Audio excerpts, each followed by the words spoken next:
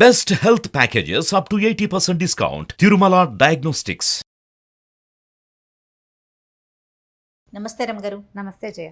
రమ్మగారు, ఏదైనా ఒక మంచి కథ చెప్పండి రమ్మగారు. చాలా రోజుల నుంచి ఒక కథ చెప్పాలనుకుంటున్నాను జయ. యాక్చువల్గా అంటే లేటెస్ట్ రైటర్స్ కథలు నేను పెద్ద ఎక్కువ చెప్పల. అవును, మనం అన్ని పాత చందమామ కథలు చెప్తాము.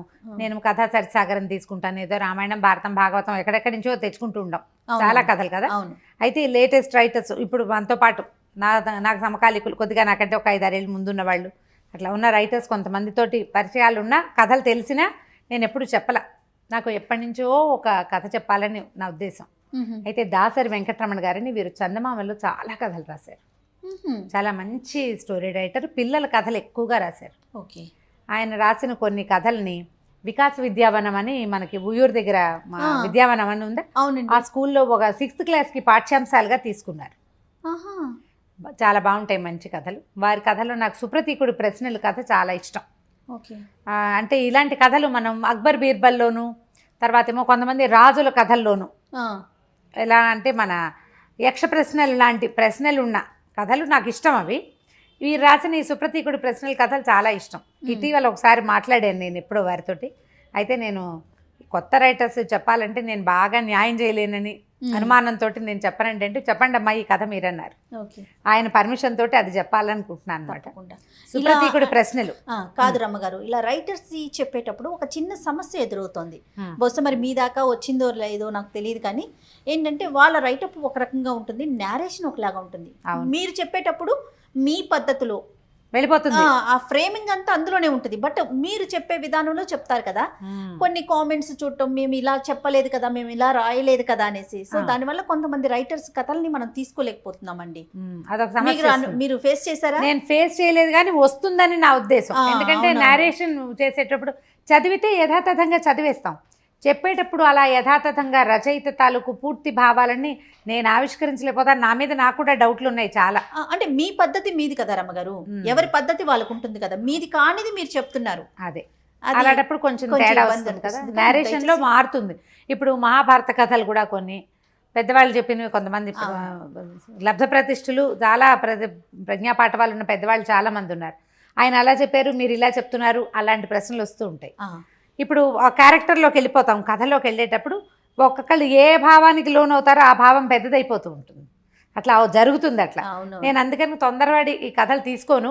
దయచేసి రైటర్స్ అలా తీసుకోకుండా ఉంటే బాగుంటుందని మనం, ఎందుకంటే మంచి మంచి కథలన్నింటినీ కూడా మనం అందరికీ అందించగలుగుతాం. అవును, రైట్, వాళ్ళు ఇష్టపడాలిగా, అది కదా సమస్య. అయితే ఈ సుప్రతీకుడు ప్రశ్నల్లోకి వెళ్దాం. ఇది రత్నగిరి సంస్థానం అనే ఒక రాజ్యానికి సత్యాకరుడు అని ఒక రాజుగారు ఉండేవారట. అయితే ఆయన రాజ్యంలో చాలా గొప్ప గొప్ప పండితులు ఉండేవారు. ఆయన కవిగాయక పోషకుడు. ఎవరెవరో వేర్వేరు దేశాల నుంచి ఈ సంస్థానానికి రాజ్యానికి వచ్చి ఈయన దగ్గర ఉన్న పండితులతోటి వాదించి ఎవ్వరూ గెలవలేకపోయేవారు. సత్యాకరుడికి తన పండితుల పట్ల ఆయనకి చాలా అత్యద్భుతంగా, అంటే ఒక సంతోషం అన్నమాట. మా దగ్గరున్న పండితులు మహాద్భుతమైన పండితులు మా రాజ్యంలో. అయితే తన పండితుల యొక్క ప్రతిభా విశేషాలకి చాలా మెచ్చుకుని ఆయన ఏం చేశారట, ఒక బంగారు గంటని తయారు చేయించారు. అది బయట వేళ్లాడి కట్టించారు. ఎవరైతే పండితులు ఈ గంట కొట్టి నన్ను అడిగి మా పండితుల్ని కనుక ఓడిస్తే వాళ్ళకి 1,00,000 వరహాలు బహుమతిగా ఇచ్చి ఈ గంటను కూడా వారికే బహుమతిగా ఇస్తానని ప్రకటించారు. 1,00,000 వరహాలు, బంగారపు గంట. తర్వాత ఈ రత్నగిరి సంస్థానంలో ఉన్న పండితుల్ని ఓడించారనే జయపత్రిక. చాలామంది ప్రయత్నం చేశారు, కానీ ఎవరు గెలవల. వాళ్ళకి మొత్తం ఆ దేశంలో ఉండే ప్రజలందరికీ కూడా అదొక గొప్పగా ఉంటుంది కదా, మా రాజ్యంలో పండితులు చాలా గొప్పవాళ్ళు, అంటే విద్యా విధానం స్ట్రాంగ్గా ఉంది. అయితే కొంతకాలం ఇలా గడిచాక కంకణుడని ఒక కవి గారు ఇక్కడికి వచ్చాడు. ఆయన మహాపండితుడు, వేదాంగాలు చదువుకున్నారు, మంచి శాస్త్ర జ్ఞానం ఉంది, మంచి బాగా తెలివిగల ఆయన వచ్చాడు. వస్తే ఇక్కడ ప్రయత్నం జరిగింది. ఆయన వచ్చాడు, నేను వీళ్ళతో వాదిస్తానన్నాడు. శాస్త్ర చర్చ కూర్చుంటే మొదటి 2 రోజులు అసలు ఊళ్ళో అందరూ దాని గురించే మాట్లాడుకున్నారు. ఆయన మంచి ధీటుగా ఉన్నాడు ఇక్కడ ఉన్న వాళ్ళతోటి. 3వ రోజుకి ఈ రత్నగిరి సంస్థానంలో పండితులు కొంచెం మెత్తబడ్డారు. కంకణుడికి గెలిచేందుకు అవకాశం ఉన్నట్టు కనపడుతోంది. 4 రోజుల తర్వాత కంకణుడే గెలుపొందాడు. గెలుపొందేసరికల్లా ఇంకా ఏం చేస్తారు, 1,00,000 రూపాయలు ఆయనకు సమర్పించారు. బంగారు గంటని ఆయన స్వాధీనపరిచారు, జయపత్రిక ఇచ్చేశారు.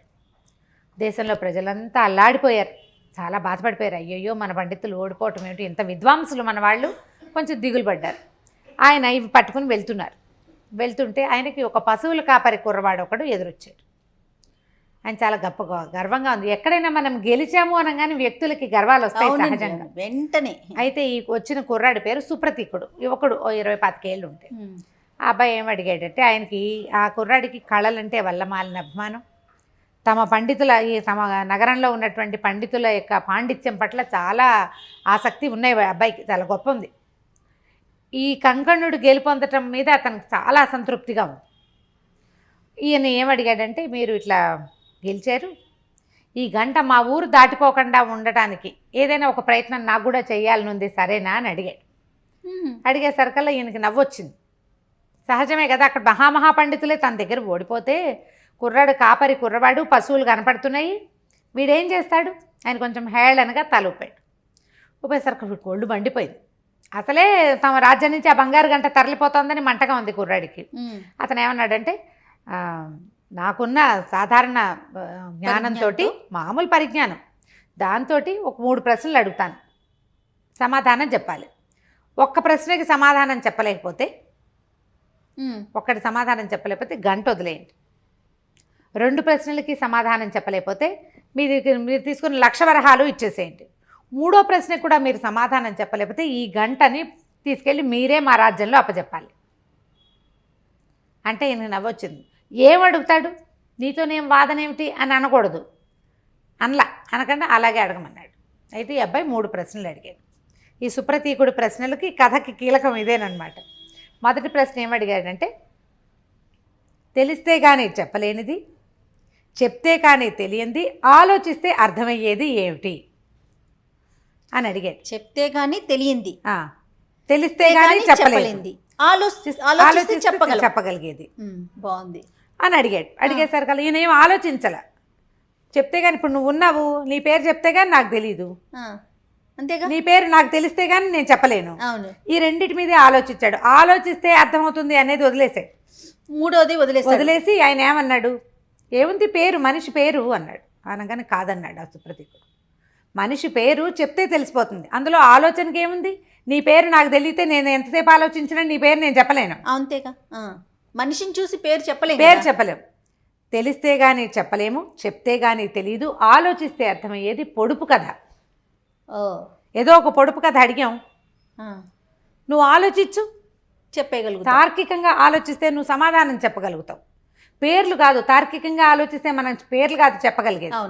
అనంగా నేను నిర్ఘాంతపోయాడు. గంట అక్కడ పెట్టండి అన్నాడు.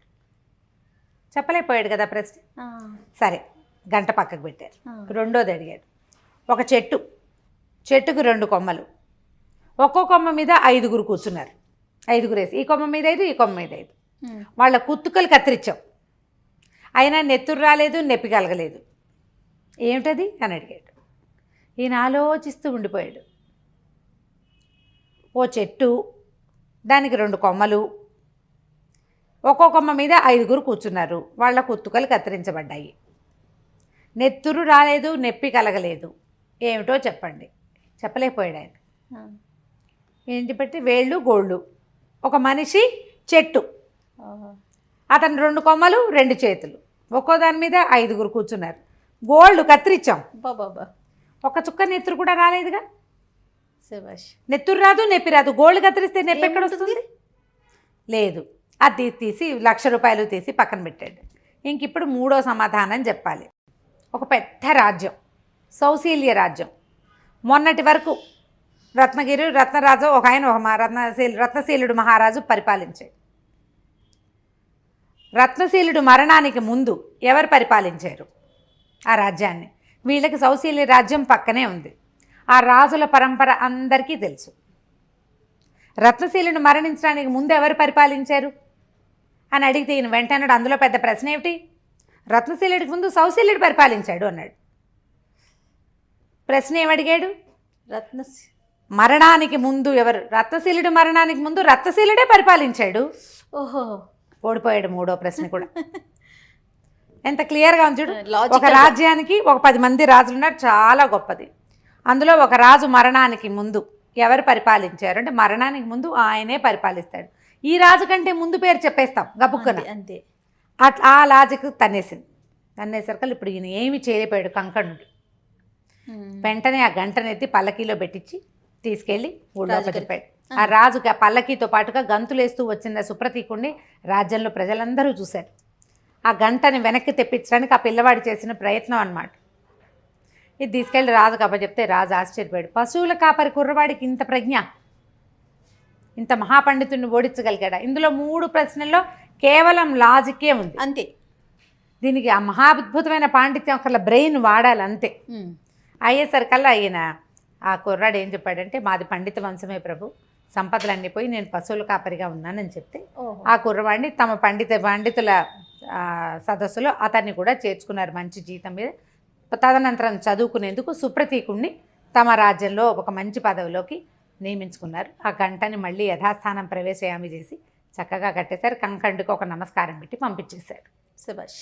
సుప్రతీకుడి ప్రశ్నలు అంటే ఇప్పుడు మన రాజ్యంలో నుంచి ప్రతిభా పాటవాలు ఇక అక్కడున్న పాండిత్యంలో పండితులు ఎవరైతే ఉన్నారో ఆ సమూహానికే కాదని రాజ్యంలో ఉన్న వాళ్ళందరూ కూడా ఎంతో కొంత ప్రతిభాశాలుడే ఉంటారు. ఈ రాజ్య గౌరవాన్ని బయటికి పోనివ్వకూడదనేంత రాజభక్తి కలిగిన వాళ్ళు రాజ్యంలో చాలామంది ఉన్నారని, అందులో పశువుల కాపర్లు కూడా వాళ్ళ ప్రయత్నం వాళ్ళు చేయగలరని చూపించడమే ఈ కథ. అంటే ఎవ్వరూ అతిథులు కాదు అంతే కదా. అంతే. ఆ రాజ్యంలో ఉన్న వాళ్ళందరూ పండితులే, ప్రతి వాళ్ళు తార్కికంగా ఆలోచించగలిగిన వాళ్ళే. వాళ్ళ రాజస్థానం గురించి ఎంత చక్కగా ఆలోచించాడో చూడండి. ఆలోచించి తమ పరువు బయటికి పోకుండా దాన్ని నిలబెట్టుకున్నాడు. శభాష్. మంచి కథ. చాలా బాగుంది. ఎప్పటి నుంచో చెప్పాలనుకుంటున్నా, మొన్న పర్మిషన్ ఇచ్చేశారు ఆయన. చెప్పండి ఎలా చెప్తారో చూద్దామని. సో ఈ సుప్రతీకుడి ప్రశ్నల్ని కొంచెం ఆలోచించి తార్కికంగా పిల్లల్ని అడిగి సమాధానాన్ని రాబడితే చాలా బాగుంటుంది. ఇలాంటివి మనకు చాలా కథ లాజికల్ క్వశ్చన్స్ కదండి. తప్పకుండా రమ్మగారు. Thank you so much. నమస్తే.